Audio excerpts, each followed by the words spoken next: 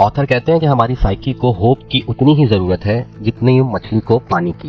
Hope हमारी mental engine के लिए बिल्कुल एक फ्यूल की तरह है, क्योंकि हमें अगर कुछ करने की, कुछ बनने की और एक बेहतर फ्यूचर की उम्मीद ही नहीं होगी तो आखिर ऐसी जिंदगी जीने का फायदा ही क्या है। अगर मैं आपसे पूछूं कि हैप्पीनेस का अपोजिट क्या होता है, तो शायद आप कहेंगे एंगर या सैडनेस, जो कि ये गलत आंसर है, क्योंकि अगर आप किसी चीज से गुस्सा हैं या उदास हैं तो इसका मतलब ये है कि आपको अभी भी उस चीज से कुछ फर्क पड़ता है। इसका मतलब आपके पास अभी भी होप है। हैप्पीनेस का अपोजिट है होपलेसनेस, यानी नाउमीदी। और ये होपलेसनेस ही सबसे बड़ी वजह है डिप्रेशन, मेंटल इलनेस या एंजाइटी की। हमें अपनी होप को जिंदा रखने के लिए बिफोर एंड आफ्टर स्टोरी ढूंढनी होगी। फॉर एग्जाम्पल, किसी की बिफोर एंड आफ्टर स्टोरी ये हो सकती है कि एक सक्सेसफुल यूट्यूबर बनना, किसी मुल्क या नेशन को आज़ादी दिलाना, या कोई सक्सेसफुल बिजनेस करना। आप माने या ना माने, हम सब की कोई ना कोई बिफोर एंड आफ्टर स्टोरी जरूर होती है जो हमें होप यानी उम्मीद देती है उसे अचीव करने के लिए।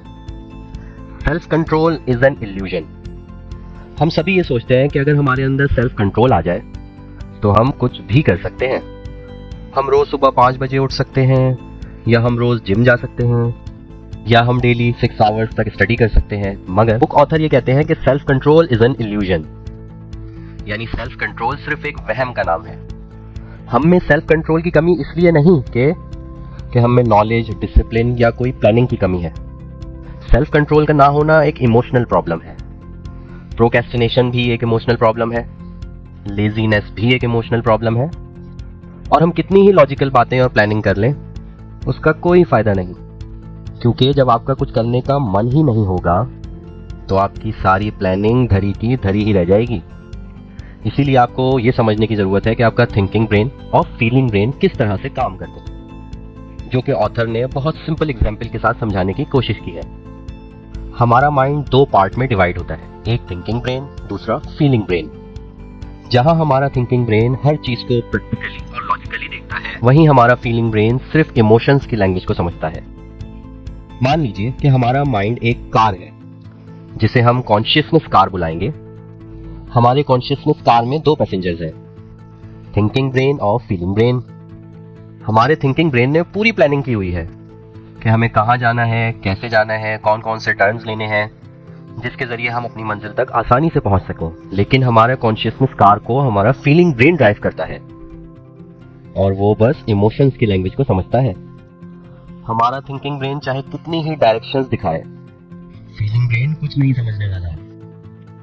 यही होता है ना हमारे साथ। हम पूरी प्लानिंग करते हैं और ये डिसाइड कर लेते हैं कि अब तो रुकना ही नहीं है, और फिर कुछ दिन बाद हमारा मोटिवेशन लेवल जब डाउन होने लगता है तो हमें कुछ भी करने का मन ही नहीं करता, और ये फील होने लगता है कि इससे तो मुश्किल कोई टास्क ही नहीं है। और फिर हम अपनी कैपेबिलिटी पे भी सवाल उठाने लगते हैं कि हमारी लाइफ की कोई अहमियत है भी या नहीं, क्या हम कभी कुछ अचीव कर भी पाएंगे, कुछ हासिल कर भी पाएंगे, कहीं पहुंच भी पाएंगे या नहीं। और इस तरह के कई सवाल हमें एंजाइटी और डिप्रेशन का शिकार कर देते हैं।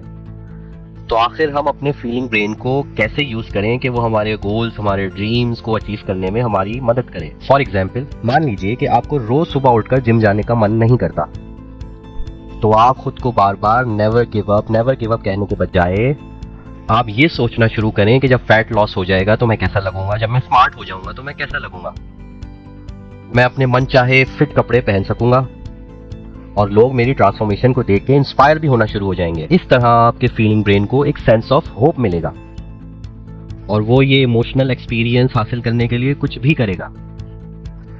Pen is inevitable but suffering is a choice. आपको ये बात जितना जल्दी समझ आ जाए उतना ही आपके फायदे की बात होगी। हम ये लाइफ में जितना जल्दी समझ जाएं कि हम कुछ भी करें वहां पर पेन और स्ट्रगल जरूर होगा, लेकिन ये हम पर डिपेंड करता है कि हम किस तरह का पेन चूज करते हैं। फॉर एग्जाम्पल, रोज पढ़ाई करने का पेन ताकि हम अच्छे रिजल्ट हासिल कर सकें, या रोज सोशल मीडिया पे टाइम वेस्ट करने के बाद फेल होने का पेन, रोज वर्कआउट करने का पेन ताकि हम एक हेल्दी लाइफस्टाइल जी सकें, या पूरी जिंदगी डॉक्टर्स और दवाइयों के सहारे जीने का पेन। तो बस आखिर में यही कहना चाहूंगा कि आप ये ना सोचें कि हमें हर चीज आसानी मिल जाएगी, बल्कि हमें ये होप रखनी चाहिए, ये उम्मीद रखनी चाहिए कि सिचुएशन चाहे कैसी भी हो हम उसे ओवरकम कर सकते हैं। अब आखिर में मुझे भी एक उम्मीद है कि इस बुक रिव्यू के बाद आप सब ये बुक लाजमी पढ़ना चाहेंगे। आप सबका बेहद शुक्रिया। लाइक, सब्सक्राइब और शेयर करना ना भूलें।